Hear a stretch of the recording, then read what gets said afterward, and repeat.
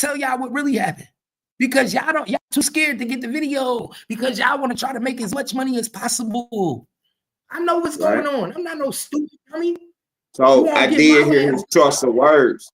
He said it was an argument. So maybe they was yelling and screaming. That still don't justify the knife. That still don't justify the knife. Bro, that's why I say pay attention to verbiage. He said argument. He didn't say they started tussling. He didn't say we started fighting. He said it was an argument. And he then also shook up at the moment too. He didn't remember every little thing. No. Listen, he was clear. He said them three different words though. Listen, he was clear. He said it was an argument, and then he backed it up. See, this is why you got to pay attention. Then he backed it up and said, "I don't understand how somebody could stab somebody over an argument." And then he said, "I'm not going to use the words that they was using either." Exactly. So that means we know it was racial slurs. We know it was racial slurs going on. We do know. We know that, bro. But listen, haven't I said from day one this is Frisco, Texas? Haven't I been saying that from the day one? This is Frisco, Texas. Y'all better pay attention. It's not going to be no sweet. It's dominantly white. So you just don't sit under anybody's tent, my nigga. There was also allegations of he had permission to be over there. What about that? They gonna come out? That's false. That's false. Okay. Don't believe that. That's why I said that's another narrative that the black community is steering so they could get paid. The reason why I said that because I'm thinking to myself, well, if he got permission from a coach or somebody else to been over there, why haven't this guy came out yet? Who's the adult or the administrator said, hey, you know what? That should have been the first person to come out and say that should let you know it's false then. That let you know that's a narrative that's being steered so they can make him look like it was a bullying situation. Okay. Nothing was bullying about this. Nothing about this situation was bullying. This was that's why I keep saying that somebody was going to get it, whether it was Metcalf or anybody that day, somebody was going to get it. And that's why I say if I was him, I'd play on my mental. Because I would play mental issues. I would say I was already going through some shit at home, mentally fucked up. It's a way to play on this and get this nigga out, my nigga. They're just doing it wrong right now. I'm telling you, I'm smarter than Dominic Alexander. I'm 41 years old. That nigga younger than me. I'm way smarter than that nigga. He fucking up the case. It's a way to play on this shit, my nigga. And you gotta play like this little kid is incompetent to stand trial. He can't even stand trial. You understand, Ted? He can't stand trial. Facts. We gonna say he can't stand trial. He's incompetent. He got mental issues. He been hitting the head too much on that football field. See, my nigga black, y'all, what y'all talking about? What's up, y'all? Yeah, what y'all talking about? My nigga black, nigga. He said I'm educated, nigga. I'm an educated black man. What's up? They like to troll you, dumb motherfuckers. Yeah, my name Dante, not Christopher. Appreciate that, Dante. I appreciate that because the chat was going nuts. Yeah, I brought the chat up on my laptop, man. I was like, damn, they dogging me. I'm just trying to fit in, bro. You know, we got to stop putting each other down. Help a brother up. Welcome to Gangster Land, man. They don't let nothing slide. I feel y'all, man. He be over here trolling. He should be. Yeah, I be over. Yeah, ain't gonna lie, man. Like troll. He be doing his own troll. Because I'm gonna tell you something. Though. I be trolling because I really be kind of mad. But I was like, Keith knows too much. Let me make him mad to get him off subject a little bit. Gangster cow. Oh, that's right. Yeah. Gangster cow. I had to let me throw a monkey wrench in there because he too smart. So let me throw him off his bike a little bit. But yeah, I don't mean no harm, man. I don't mean no harm. Where you at, Dante? I'm in North Carolina, man. Oh, okay. You did say that North Carolina. That's right. Hey, that's where my grandmother and grandfather at in Charlotte. That's what's up, man. I'm nearby Raleigh here, by Raleigh Park. That's where my grandmother. Where you at, New Bern? No, where you at, New Bern? Raleigh, Fayetteville, Sanford, that area. Oh, okay. Yeah, I don't know. Hey, you don't know no butts out there. My family is Butts and Dicks.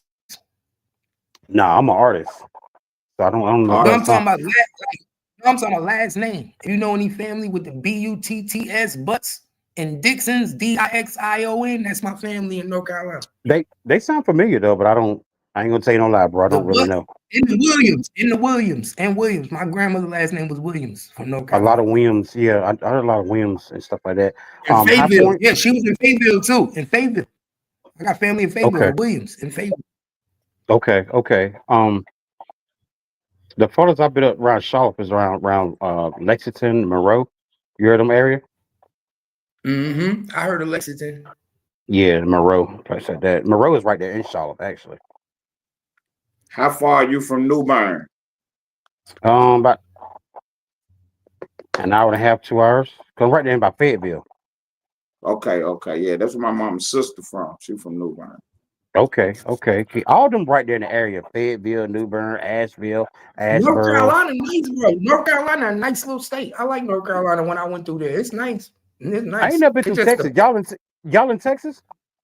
Nah, I'm in Texas. He in Atlanta. Oh, you in Atlanta? Okay, I've been through Atlanta with a Greyhound. I've been to downtown Atlanta, boy. That ain't no joke. Right, that right there with Magic City. Boy, yeah, I rode a Greyhound through there. I rode a Greyhound through there a couple times, boy. And it's crazy. Right. You said that's where the when the George Floyd thing went, your city went up? Yeah. We didn't they came down to my city.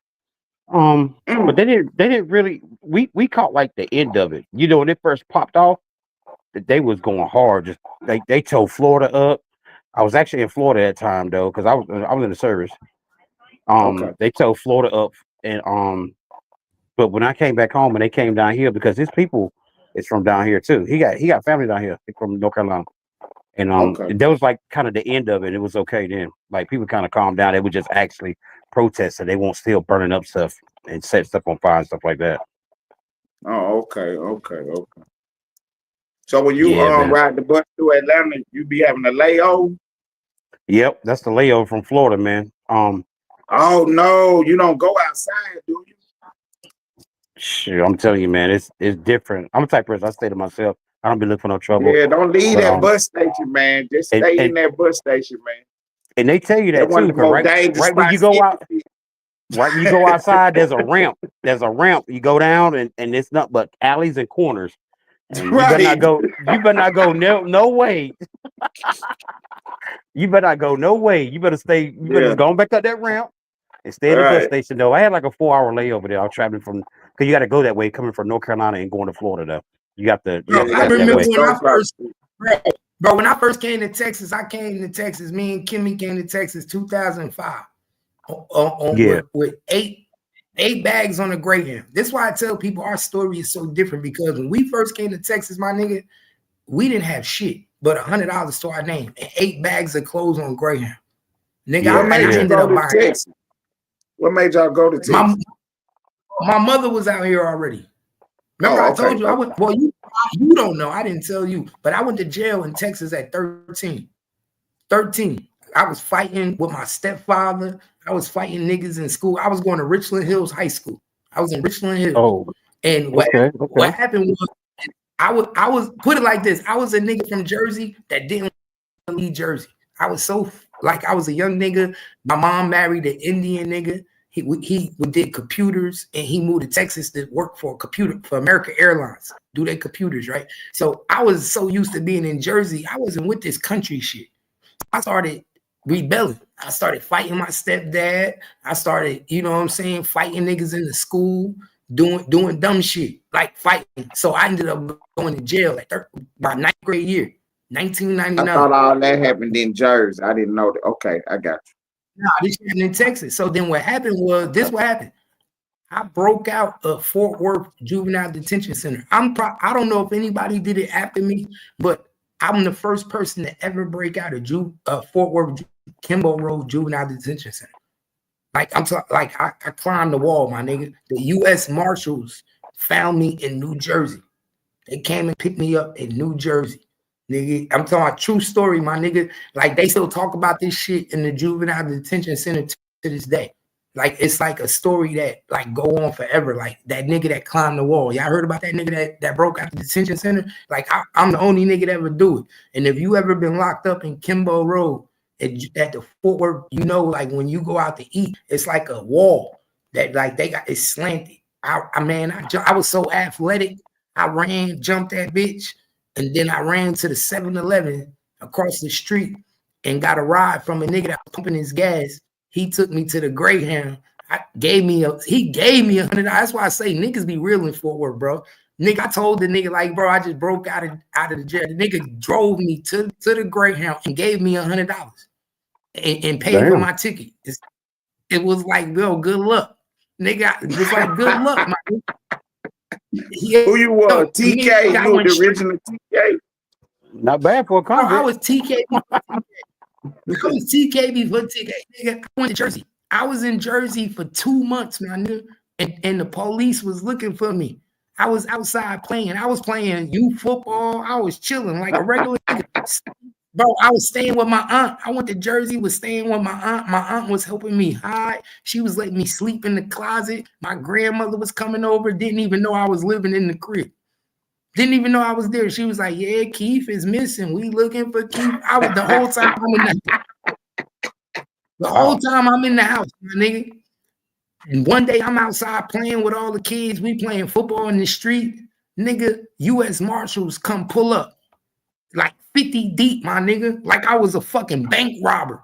U.S. Marshals, they got guns drawn, everything. Them niggas grab me up, my nigga, arrest me, take me, put me on a plane. My nigga, I'm talking about I'm on a plane with 2 U.S. Marshals, one to the left, one to the right. I'm sitting in the middle, handcuffed. Take me back to Texas. These niggas, bro, they gave me 5 years in jail, bro. I got sentenced to juvenile life. I wasn't supposed to get out of juvenile till I was 18. But my dad was like a councilman in New Jersey, and he knew a lot of people. So he started putting in his calls and doing what he do in New Jersey. And he called the Secretary of State of New Jersey. His name was Buster Suri. And he wrote a letter to the judge in Texas. And them niggas released me when I was 15 going on 16. So I was locked up for 2 years. I did 2 years straight. And then them niggas released me when I was like going on 16 to my dad. So that's how I ended up going back to Jersey. Them niggas put me on a plane, released me to my dad, and I was supposed to live with my dad. But my dad was Muslim, and his wife was Muslim. She didn't want me living with them. So when I went to Jersey, I lived with other people. I was living with people that wasn't even my family, my nigga. Because like that's why I don't talk to my dad this day, because I feel like he a sucker. Like I don't fuck with him. Like bro, you had a chance for your son to come live with you. I was your firstborn. I'm your son. And you gave me up to other people because your wife told you I couldn't come live with you. That's some sucker shit. Yeah. So I don't call that. I don't talk to that nigga. And he Muslim, my nigga. So I feel like you even that go against your deen, my nigga. You ain't never posted this like, and don't get me wrong, he still took care of me and gave me money while I was living with other people. So at the time, I still fucked with him.